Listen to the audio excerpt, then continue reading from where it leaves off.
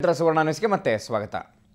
ಮಕ್ಕಳ ಜ್ಞಾನಾರ್ಜನೆಗೆ ಅಂತ ಪಠ್ಯಪುಸ್ತಕಗಳನ್ನು ರಚಿಸಲಾಗುತ್ತೆ. ಆದರೆ ಆ ಪಠ್ಯಪುಸ್ತಕಗಳೇ ಮಕ್ಕಳನ್ನು ತಪ್ಪು ಹಾದಿ ಹಿಡಿಸಿದರೆ ಶಿಕ್ಷಣ ಇಲಾಖೆಯ ಎಡವಟ್ಟಿನಿಂದ ಈಗ 8ನೇ ತರಗತಿ ಪಠ್ಯಪುಸ್ತಕದಲ್ಲಿ ಇಂಥದ್ದೊಂದು ಮಿಸ್ಟೇಕ್ ಆಗಿದೆ.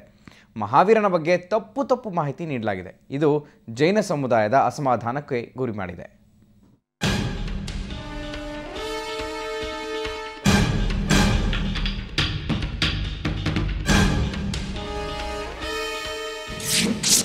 ಭಗವಾನ್ ಮಹಾವೀರ ಸಂಸಾರಿ.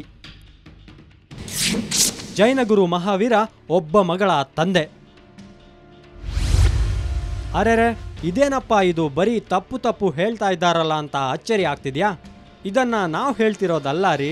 ನೀವು ಈ ಬಾರಿ ಮುದ್ರಿತವಾಗಿರೋ 8ನೇ ತರಗತಿ ಪಠ್ಯಪುಸ್ತಕ ತೆಗೆದ್ರೆ ತಪ್ಪು ಎಲ್ಲಿಯದು ಅಂತ ಗೊತ್ತಾಗುತ್ತೆ. ಹೌದು, ಮಹಾವೀರ ದಿಗಂಬರ ಜೈನರ 24ನೇ ತೀರ್ಥಂಕರ, ಮಹಾನ್ ಸನ್ಯಾಸಿ. ಆದರೆ ಈತನ ಬಗ್ಗೆ ಈ ಬಾರಿ 8ನೇ ತರಗತಿ ಪಠ್ಯಪುಸ್ತಕದಲ್ಲಿ ತಪ್ಪು ಮಾಹಿತಿ ಮುದ್ರಣವಾಗಿದೆ.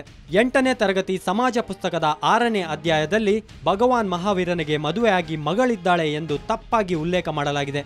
ಜೊತೆಗೆ ಮಹಾವೀರನ ಬದಲು ಪಾರ್ಶ್ವನಾಥನ ಭಾವಚಿತ್ರ ಹಾಕಲಾಗಿದೆ. ಇದು ಜೈನ ಸಮುದಾಯದವರ ಅಸಮಾಧಾನಕ್ಕೆ ಕಾರಣವಾಗಿದೆ. ಹಾಗಾಗಿ ತಪ್ಪು ಸರಿಪಡಿಸುವಂತೆ ಜೈನ ಸಮುದಾಯದ ರಾಷ್ಟ್ರೀಯ ಅಧ್ಯಕ್ಷ ಸುರೇಂದ್ರ ಕುಮಾರ್ ಹೆಗಡೆ ಮತ್ತು ಬ್ರೈನ್ ಶಿಕ್ಷಣ ಸಂಸ್ಥೆಯ ಅಧ್ಯಕ್ಷ ಸೇರಿದಂತೆ ಸಮುದಾಯದ ಹಲವರು ಪ್ರಾಥಮಿಕ ಹಾಗೂ ಪ್ರೌಢ ಶಿಕ್ಷಣ ಸಚಿವ ವಿಶ್ವೇಶ್ವರ ಹೆಗಡೆ ಕಾಗೇರಿಯವರಿಗೆ ಮನವಿ ಸಲ್ಲಿಸಿದ್ದಾರೆ. ಜೈನ ಧರ್ಮದ ಬಗ್ಗೆ ವಿಚಾರಗಳನ್ನು ಬರೆದು ಅವರು ಮಹಾವೀರ ಸ್ವಾಮಿ ನಮ್ಮ 24ನೇ ತೀರ್ಥಂಕರಿಗೆ ಮದುವೆ ಆಗಿತ್ತು, ಅವರಿಗೆ ಒಂದು ಮಗಳು ಕೂಡ ಇದ್ಲು ಅಂತೇಳಿ ಪ್ರಿಂಟ್ ಆಗಿದೆ. ದಿಗಂಬರ ಜೈನ ಪರಂಪರೆಯಲ್ಲಿ ಅವರಿಗೆ ಮದುವೆ ಆಗಿಲ್ಲ. ಅವರು ಬ್ರಹ್ಮಚಾರಿಗಳಾಗಿ ಸಾಧನೆ ಮಾಡಿ ಆಮೇಲೆ ಸ್ವಾಮಿಗಳಾಗಿ ಮುನಿಗಳಾಗಿ ಅವರು ಮೋಕ್ಷಕ್ಕೆ ಹೋದರು ಅಂತ ಹೇಳಿ ನಾವು ನಂಬ್ತೇವೆ.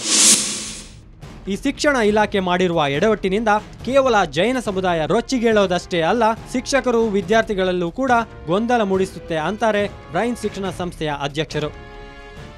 ಪಾರ್ಶ್ವನಾಥನ ಫೋಟೋ ಹಾಕಿಬಿಟ್ಟು ಮಹಾವೀರನ ಹೆಸರು ಕೊಟ್ಟಾಗ ಅಯ್ಯೋ ಅಲ್ಲೆಲ್ಲೋ ಒಂದು ಕಡೆ ಹಾವಿತ್ತು ತಲೆ ಮೇಲೆ, ಇಲ್ಲಿ ಹಾವಿದೆ, ಅಲ್ಲಿ ಹಾವೇ ಇರಲಿಲ್ಲ ಅನ್ನತಕ್ಕಂಥ ಭಾವನೆ ವ್ಯಕ್ತ ಆಗುತ್ತೆ ಮಕ್ಕಳಲ್ಲಿ. ಮತ್ತು ಅನೇಕ ಶಿಕ್ಷಕರಿಗೆ ಅವರು ಬೇರೆ ಬೇರೆ ಸಮುದಾಯದಿಂದ ಬಂದು ಪಾಠ ಮಾಡ್ತಾ ಇದ್ದಾಗ ಅವರಲ್ಲೂ ಕೂಡ ಗೊಂದಲಮಯ. ಪಠ್ಯಪುಸ್ತಕದಲ್ಲಿ ಈ ರೀತಿ ಏನಾದರೂ ತಪ್ಪುಗಳಾದರೆ ವಿದ್ಯಾರ್ಥಿಗಳ ಪಾಡೇನಾಗಬೇಕು? ಪಠ್ಯಪುಸ್ತಕಗಳ ತಯಾರಿಯಲ್ಲಿ ಸ್ವಲ್ಪ ನಿರ್ಲಕ್ಷ್ಯ ವಹಿಸಿದರೆ ಹೀಗೆ ಆಗೋದು. ಇನ್ನು ಮುಂದಾದರೂ ಎಚ್ಚೆತ್ತುಕೊಂಡಲ್ಲಿ ಉತ್ತಮ.